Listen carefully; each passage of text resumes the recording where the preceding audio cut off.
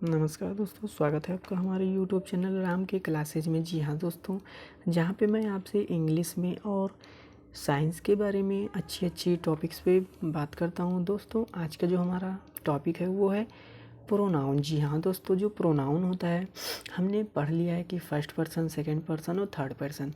तो दोस्तों आज मैं समझूंगा जो प्रोनाउन होता है वो कैसे चेंज होता है। दोस्तों जब भी हमें डायरेक्ट इनडायरेक्ट पढ़ना हुआ तब इसका यूज होता है, और एक्टिव से पैसिव वॉइस में चेंज करना होता है तो हमें इसकी ज़रूरत पड़ती है।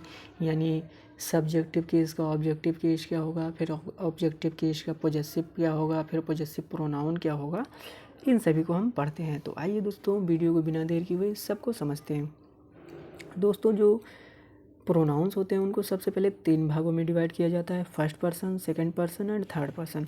जो फर्स्ट पर्सन होता है उसमें आई और बी आते हैं, और जो सेकंड पर्सन होता है उसमें केवल और केवल यू आता है, और जो थर्ड पर्सन होता है उसमें ही, सी, दे, इट, दे, ये सारे के सारे आते हैं। ठीक, ये होता है सब्जेक्टिव केस। दोस्तों अब जो फर्स्ट पर्सन होता है वो क्या होता है, वो सिंगुलर भी हो सकता है और प्लूरल भी हो सकता है। दोस्तों जो आई और बी होता है, देखो आई जो होगा ये सिंगुलर होगा, और जो बी होगा ये प्लूरल होगा। सिंगुलर और प्लूरल आई होप दोस्तों आपने पहली वाली वीडियो में देखा होगा।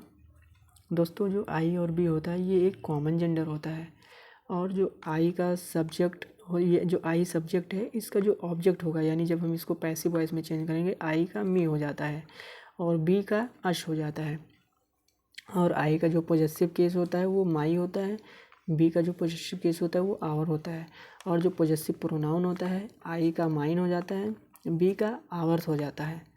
अब दोस्तों हम सेकेंड पर्सन की बात करते हैं। सेकेंड पर्सन में केवल और केवल यू आता है। तो जो यू है ये एक कॉमन जेंडर है। क्यों? क्योंकि ये बॉयज़ के लिए भी यूज होता है, गर्ल्स के लिए भी यूज होता है, इसीलिए ये कॉमन जेंडर है। ये देखिए यहाँ पे लिखा है कॉमन जेंडर, और ये सिंगुलर नंबर भी हो सकता है और प्लूरल नंबर भी हो सकता है। अगर एक इंसान है तो भी उसको यू बोला जाएगा, अगर 2 या 3 लोग बोले हैं तो यू आर द बोला जाएगा, यू बोथ बोला जाएगा। दोस्तों जो यू का सब्जेक्ट होता है वो यू ही होता है, लेकिन जो यू का ऑब्जेक्ट होता है वो यू होता है। यू का जो पॉजेसिव केस होता है वो योर होता है। यू का जो पॉजेसिव प्रोनाउन होता है वो योर्स होता है। अब आइए दोस्तों सबसे इम्पॉर्टेंट और सबसे इंटरेस्टिंग टॉपिक पे बात करते हैं। दोस्तों सबसे इम्पॉर्टेंट होता है थर्ड पर्सन। जी हाँ दोस्तों, थर्ड पर्सन में ही आता है, सी आता है, दे होता है, इट होता है और दे होता है। दोस्तों जो ही होता है ये हमेशा मेल्स के लिए यूज होता है, मास्कुलिन यानी मेल के लिए यूज होने वाला मास्कुलिन, ये मास्कुलिन जेंडर कहलाता है। जो सी है ये फेमिनिन जेंडर होता है, यानी कि हमेशा फीमेल्स के लिए यूज होता है, जो भी फीमेल्स होती हैं उनके लिए सी यूज होता है।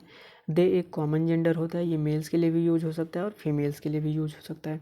लेकिन जो वहीं इट है, इट जो होता है वो हमेशा न्यूटर जेंडर के लिए चेंज होता है, यानी न्यूटर जेंडर के लिए यूज किया जाता है। दे भी न्यूटर जेंडर के लिए यूज किया जाता है। दोस्तों अब हम बात करते हैं ये कौन सा नंबर है। जो ही है वो सिंगुलर नंबर है, सी भी सिंगुलर नंबर है, दे भी प्लूरल नंबर है, इट सिंगुलर नंबर है, दे प्लूरल नंबर है। आइए दोस्तों अब जो ही है सब्जेक्ट, इसका हम ऑब्जेक्ट बनाएंगे तो हिम बनता है, और जो सी है उसका जब ऑब्जेक्ट बनाएंगे तो हर बनता है। दे का जब हम ऑब्जेक्ट बनाएंगे तो वो देम बनता है, और इट का जब हम ऑब्जेक्ट बनाते हैं तो वो इट बनता है।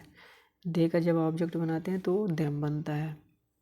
और जो ही है इसका जो पॉजेसिव केस होता है वो हिज होता है। सी का पॉजेसिव केस हर होता है। दे का पॉजेसिव केस देयर होता है। इट का पॉजेसिव केस इट्स होता है। दे का पॉजेसिव केस देयर होता है। जो ही है इसका पॉजेसिव प्रोनाउन हिज होता है। सी का पॉजेसिव प्रोनाउन हर्स होता है। दे का पॉजेसिव प्रोनाउन देयर्स होता है।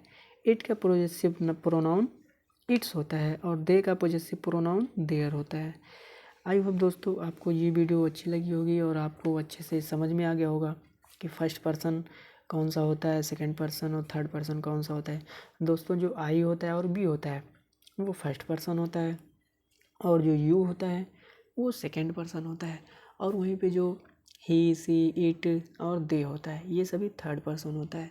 दोस्तों आई होप आपको अच्छे से समझ में आ गया होगा। Like, comment, share and subscribe.